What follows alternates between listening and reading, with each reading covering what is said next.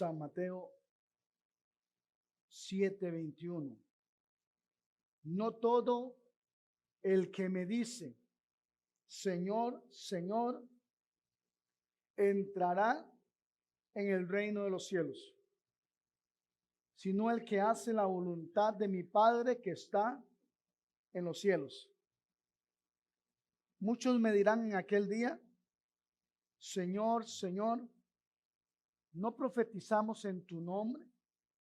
Y en tu nombre echamos fuera demonios. Y en tu nombre hicimos muchos milagros. Y entonces les declararé, nunca os conocí, apartados de mí, hacedores de maldad. El tema de hoy es la voluntad de Dios. La voluntad de Dios.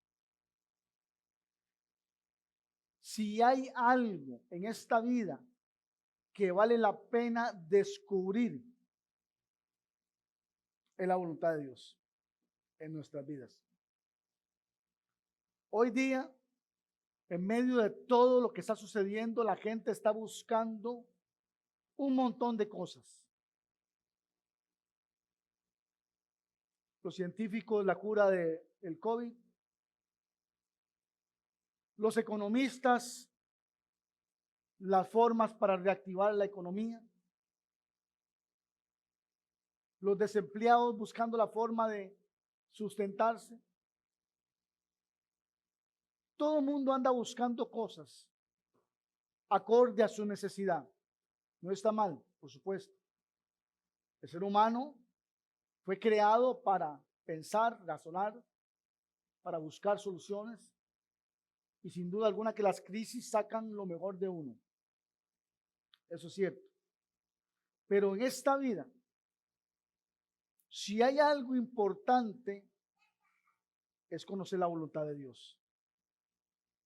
La voluntad de Dios llega a permitir que nosotros aprovechemos al máximo nuestra vida, nuestros recursos, nuestro tiempo. Todas las cosas toman sentido a pesar de los obstáculos, a pesar de los retos, de las luchas, de todo lo que nosotros queremos. Se enfocaliza cuando la voluntad de Dios es clara en nuestras vidas. Los planes, los proyectos, los trabajos, la familia, todo se dirige de una forma diferente cuando conocemos la voluntad de Dios. Les he enseñado en años anteriores acerca de la voluntad de Dios. Y les he dicho que existe la voluntad permisiva de Dios. Y la Biblia me habla de la perfecta voluntad de Dios. La mayoría de nosotros, de los seres humanos, nos movemos bajo la voluntad permisiva de Dios. Si no lo permitiera Dios, ya estaríamos muertos. No existiríamos. Lamentaciones 3. Si no hubiera sido por sus misericordias, ya nos hubiera eliminado. Pero grande es su misericordia, grande es su fidelidad. Alabado sea el nombre de Dios.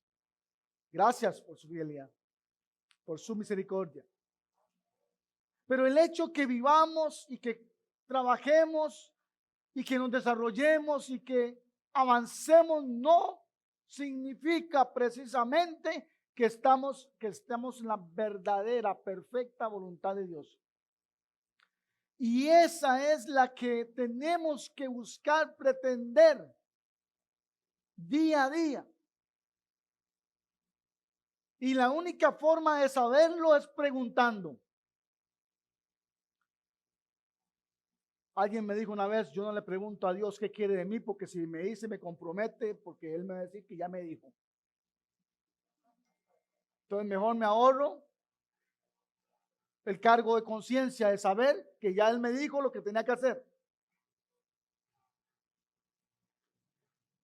Mucha gente anda esquivando la voluntad de Dios, la perfecta voluntad de Dios. Las preguntas ideales. Señor, ¿por qué me creaste?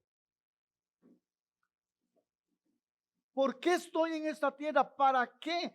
Algo tuvo que haberse dicho a mi espíritu antes de ser fecundado en el cuerpo humano referente a mí. ¿Qué es eso, Señor? ¿Por qué? ¿Por qué me pasó todo lo que me pasó cuando estaba niño o niña? ¿Por qué nací en esta provincia? ¿Por qué nací en este país? ¿Por qué nací en esta familia? La perfecta voluntad de Dios. Cuando uno consigue un trabajo, lo primero que se interesa es en saber por qué lo contrataron. Porque lo ideal, una persona que logra entender la visión y la misión de la empresa, logra entender por qué lo contrataron, siempre que las cosas no varíen de forma radical, va a tener trabajo siempre. Porque entendió que así, para eso lo contrataron y eso es lo que voy a hacer. ¿Hay alguien conmigo en esta mañana? Entonces al dueño de la empresa o al jefe no le va a costar trabajo lidiar con esa persona porque entiende por qué fue contratado. El problema es cuando usted tiene un empleado que hace de todo menos por lo que fue contratado y hay que pagarle por eso. Algo parecido es la voluntad de Dios. Estamos completamente haciendo cosas por las cuales no fuimos creados para hacerlas. Y eso, mi estimado hermano y amigo, eso es sumamente peligroso. Porque al final de nuestras vidas vamos a vernos en una encrucijada y vamos a ser retados y vamos a ser confrontados a tal forma que muchas personas se van a dar cuenta que vivieron de balde, vivieron una vida que no fueron creados para vivirla. Hicieron cosas que nunca se les mandó que hiciesen. Inclusive hay personas que están haciendo lo completamente contrario a aquello por lo cual fue creado.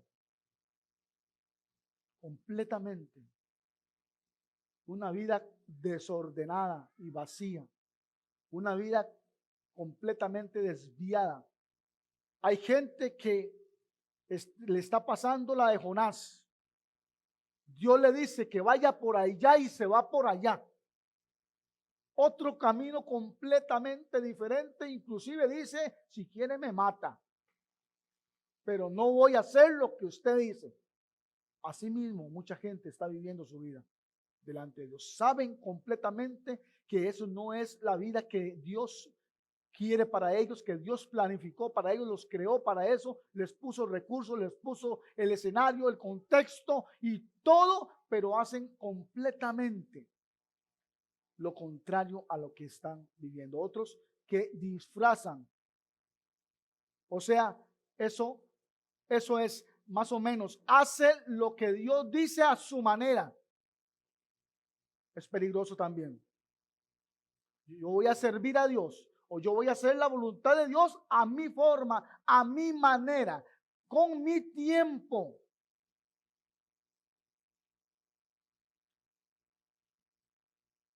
Yo escucho a veces comentarios en el trabajo donde trabajo, en la institución que trabajo, y me asombra ver que un empleado diga, esta institución debería de agradecerme que yo trabajo aquí. Qué increíble.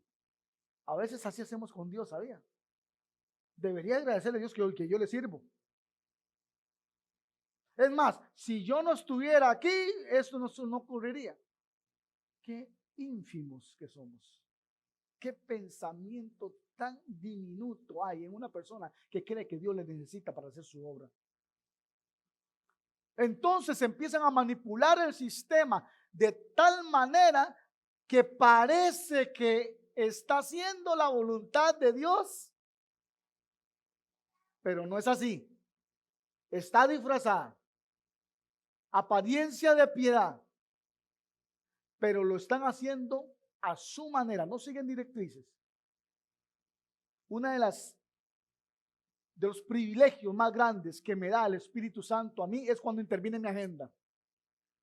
Me siento dichoso de que me visita. Me siento dichoso de que interviene.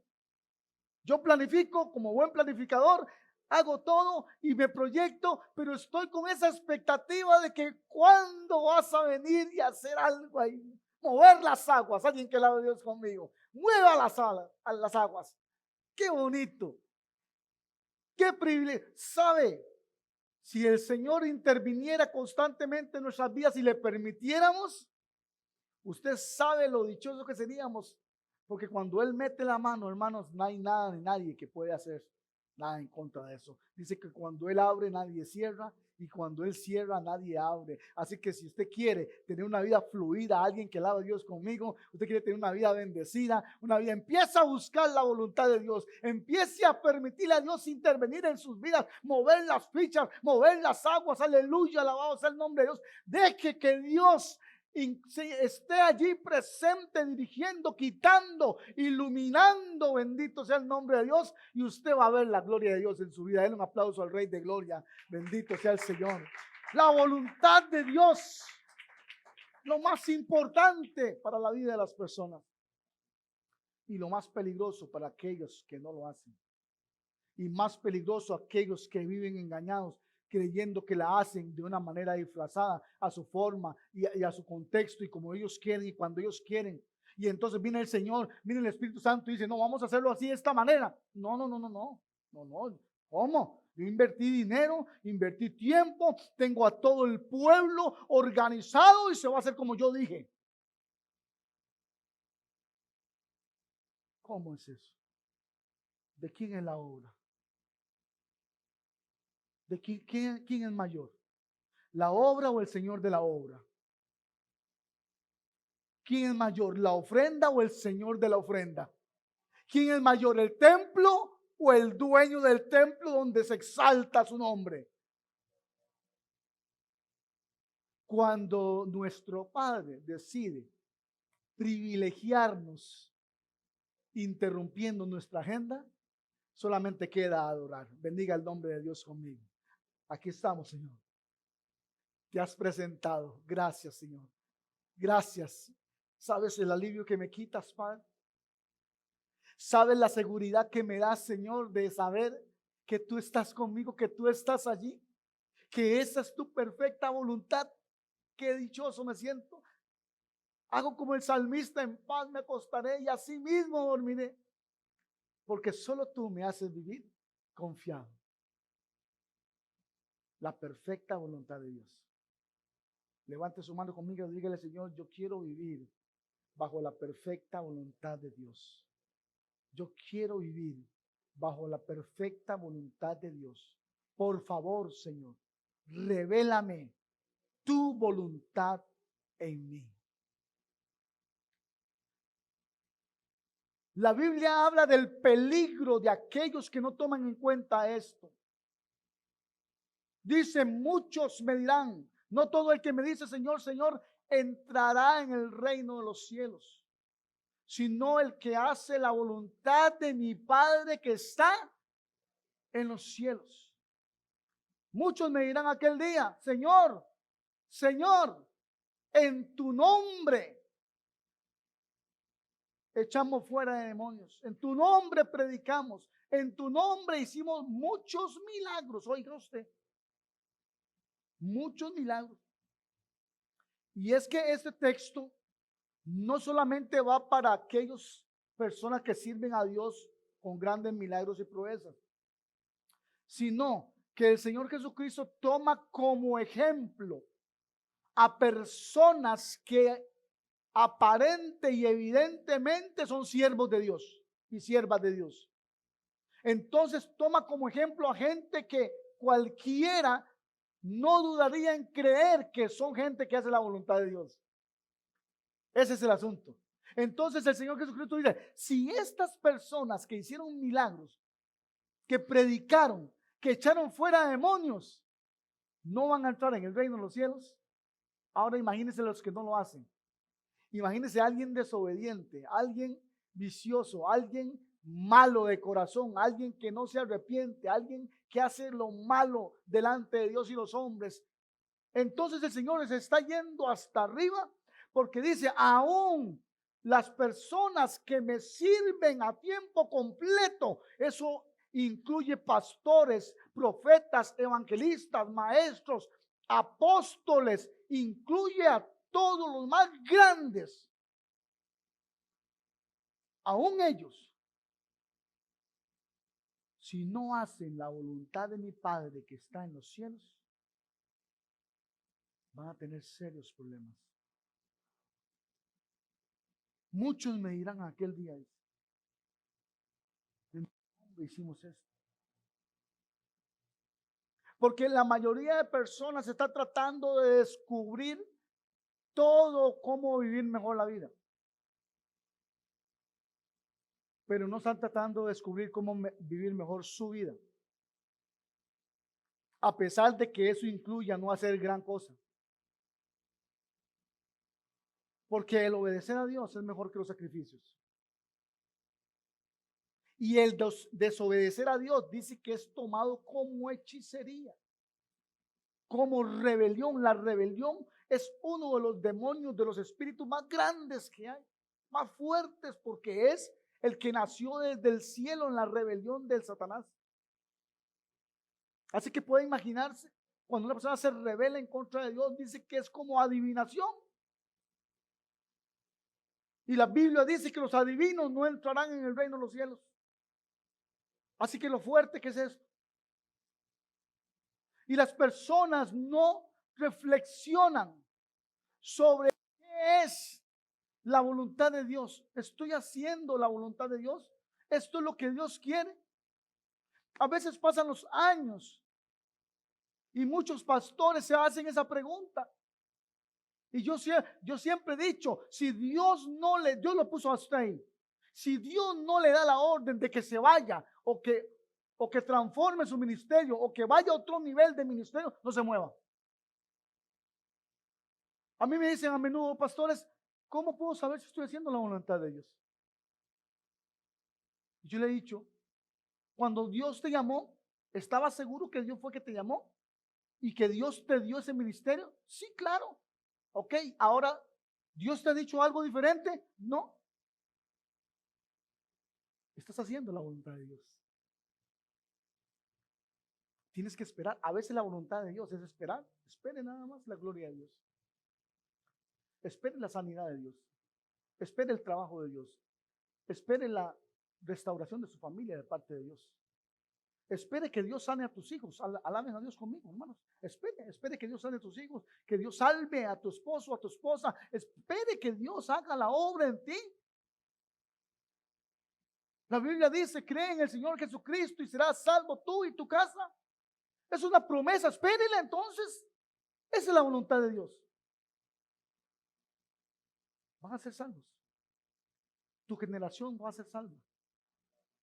Tu descendencia será sana, salvada, restaurada completamente. Tal vez usted no lo va a ver, pero los hijos tuyos lo van a ver, tus nietos lo van a ver, y entonces algún día van a decir como normalmente decimos mi esposa y yo, alabo a Dios porque salvó a mi abuelito, porque salvó a mis abuelos, hace cuántos, 60, no sé, 70 años los salvó. Y a través de eso hay una generación de pastores y maestros en la familia. Y yo declaro que toda mi familia conoce a Jesucristo. Porque hay una semilla que fue sembrada. Entonces es lo importante y peligroso no buscar la voluntad de Dios. No preguntarle a Dios acerca de eso. Y tengo unos textos solamente para enseñarles cómo podemos entender qué es la voluntad de Dios. Y se los voy a leer en este momento.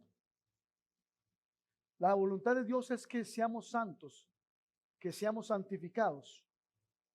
Primera de Tesalonicenses 4, 3 al 5 dice, pues la voluntad de Dios es vuestra santificación, que os apartéis de fornicación, que cada uno de vosotros sea sepa tener a su propia esposa en santidad y honor, no en pasión de concupiscencia como los gentiles que no conocen a Dios. Habla de la santificación, de la santidad. Santidad significa apartarse para Dios. Habla de que solamente debemos adorar, entregarnos solamente a Dios. Y en lo que es el matrimonio debemos ser fieles. La voluntad de Dios es que todo matrimonio sea fiel. Esa es la voluntad de Dios. Que su esposo sea fiel a su esposa y su esposa sea fiel a su esposo. Y eso provoca que solamente sean el uno para el otro. Asimismo, esa misma relación es la que tenemos que tener con Dios. No tenemos que estar buscando ni otros dioses, ni otros mecanismos espirituales, ni otros tipos de asuntos espirituales, sino que confiemos completamente en Dios. El matrimonio es un símbolo terrenal de una relación espiritual. Si usted logra ser fiel a su esposo o a su esposa, no va a tener mucho problema en ser fiel a Dios, porque son principios arraigados al corazón. Cada vez que usted es fiel a su esposa, usted es fiel a Dios. Alaba a Dios conmigo, hermanos. Cada vez que usted decide ser fiel a su esposo, usted es fiel a Dios.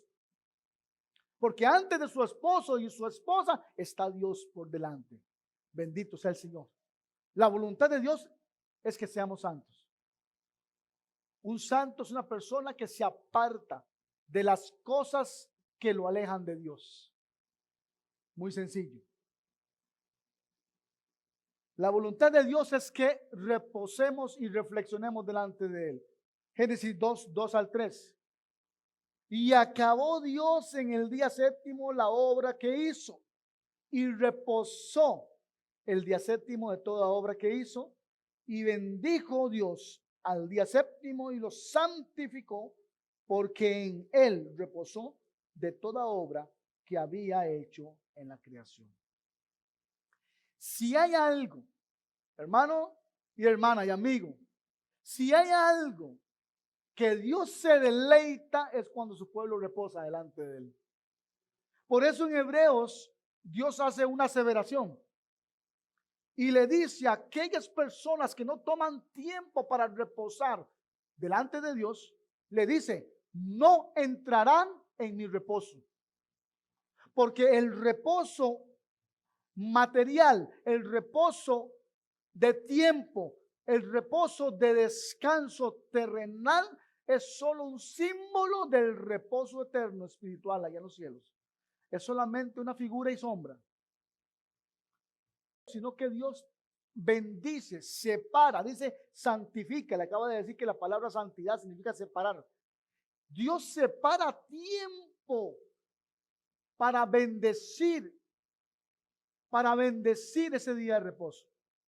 Y es esencial. A veces me hacen preguntas. Estamos en el mundo occidental. A veces me hacen preguntas referente al día de reposo. Que si debe ser el sábado, qué pasó con el domingo, por qué uno es el domingo. No, hay muchos que no solamente el domingo, ni solamente el sábado, sino los martes, los miércoles. La Biblia dice que, y a mí me hacen la pregunta, me dicen, pero yo trabajo los domingos, pastor. O yo trabajo los sábados. ¿Qué hago? Estoy en contra de la voluntad, estoy en contra. La Biblia dice que 6 días trabajarás y el séptimo día el reposo a Jehová. En hebreo, la palabra reposo es sabbat.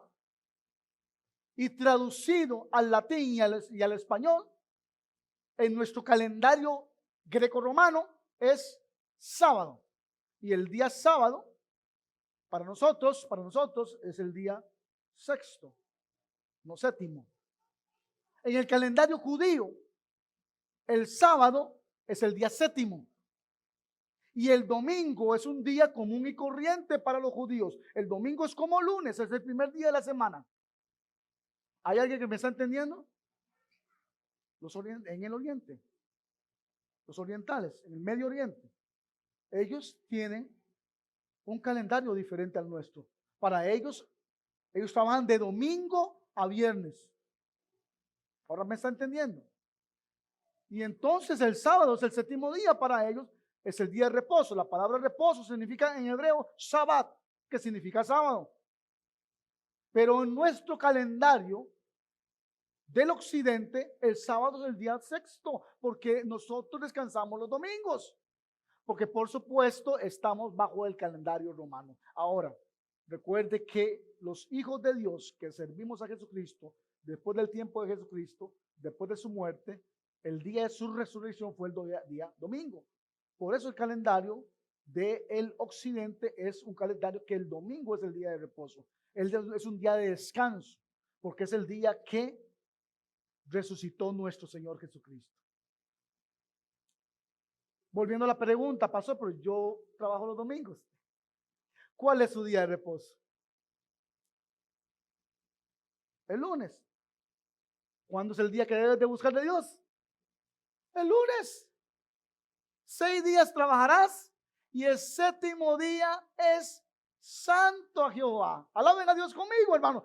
Okay. ¿O es tan difícil comprender la voluntad de Dios? Si lo que Dios quiere es que usted repose, y cuando habla de reposo es que Él va a estar contigo. Bendito sea el Señor. No es tan difícil entender eso. Si yo trabajo 6 días y el día lunes o martes es el día de descanso, ¿usted cree que mi esposa me va a dejar ir a trabajar? Déjeme decir, no, ese es mi día. ¿Quién está conmigo? ¿Por qué? Porque yo quiero estar contigo. Yo nunca te veo. Sales temprano, llegas tarde. 6 días a la semana. El único día que podemos desayunar, conversar, amarnos. Ese es mi día. Asimismo, el Señor dice, esta también es mi día. Es el día que te di para que reposes, para que ores, para que me busques, para que reflexiones, para que enseñes a tus hijos. ¿Quién es el Dios de tu vida? Si hay algo importante en esta vida es buscar a Dios en reposo, hermanos. Rendirnos delante de Él, agradecerle, reflexionar. ¿Sabes cuántas buenas ideas han salido en los desayunos de reposo con mi esposa? Ahí sentados. Si siempre andamos corriendo. De lunes a viernes corre y corre y corre. Y cuando llega el domingo, que es el día de reposo, aleluya, alguien que alaba a Dios conmigo. Estamos comiendo, estamos ahí y conversamos. Uy, yo no lo había visto así. ¿Qué va a haber nada? Si desde las 5 ando corriendo. ¿Usted me está entendiendo en esta mañana? Qué importante es el reposo y Dios lo sabe. Y por eso es que Él viene, inspira, bendice en ese reposo. Él está allí. Su presencia está allí. ¿Qué más que eso queremos? Muchos problemas los hemos resuelto, no en medio de la trifulca de la semana, sino en el día de reposo. Gloria sea el nombre de Dios. El amor. El amor. Desde que el Señor Jesucristo vino a este mundo, no se ha dejado de predicar el amor. Y si hay algo en la cual es la voluntad de Dios, es el amor. San Juan 3:16 dice que de tal manera amó Dios al mundo, porque ha dado a su Hijo unigénito para que todo aquel que en Él cree no se pierda, mas tenga vida eterna. El amor es esencial en la voluntad de Dios. ¿Cuánta gente vive sin amor en este mundo? ¿Cuánta gente se le multiplica el odio, se le multiplica la maldad, se le multiplica la ira, se le multiplica el enojo y viven dándole, permitiendo que raíces de amargura? Les recomiendo el mensaje de raíces de amargura que está en Facebook para que puedan entender lo dañino que es no sacar esas raíces de amargura. Porque es lo contrario de lo que el Señor hizo por nosotros, que es amor. Primera de Juan 4:8 dice: amados, amémonos unos a otros porque el amor es de Dios. Todo aquel que ama es nacido de Dios y conoce a Dios. La voluntad de Dios es el amor, que usted y yo amemos, perdonemos, olvidemos. Enséñame a amar, a perdonar. Yo no puedo porque me han enseñado que hay que desquitarse ojo por ojo y diente por diente. Yo no puedo porque si le comento a alguien, mami me dice: no, hombre, déjela, vea, no, renuncie a ese trabajo, no aguante nada. ¿Cuántas veces hemos escuchado esos comentarios? A veces es mejor ni comentarlos, ¿verdad? Porque si los comentamos, más bien salimos avergonzados. Porque la gente no ama. No hay tanto amor en el mundo. Pero los hijos de Dios tenemos que aprender a amar. Por ende, a perdonar y a olvidar. Dar gracias en todo. Primera Tesalonicenses 5:18. Ya voy a terminar. Dice, dad gracias en todo porque esta es la voluntad de Dios para con vosotros en Cristo Jesús. Yo sé que no cuesta dar gracias por lo bueno. Todo salió bien. Qué dicha. Como lo planeé. Eso crea alegría, crea felicidad. Crece la autoestima. Pero ¿qué pasa con lo malo? ¿O qué pasa con lo no planeado? La Biblia dice todo. Dad gracias por todo. Porque esa es la voluntad de Dios. Así que si a usted no le sale algo tan bien como usted lo planeó, o si le sale algo diferente o inclusive mal a como usted lo planeó, dele gracias a Dios. Dios sabe el por qué. Una de las cosas que yo siempre le pido a Dios es que si algo no es su voluntad, que me estorbe. El estorbo es que no se dé, que vea a ver cómo nubla, cómo obstaculiza, pero que si no es su voluntad, no va a ser de bendición para mí, que no se dé.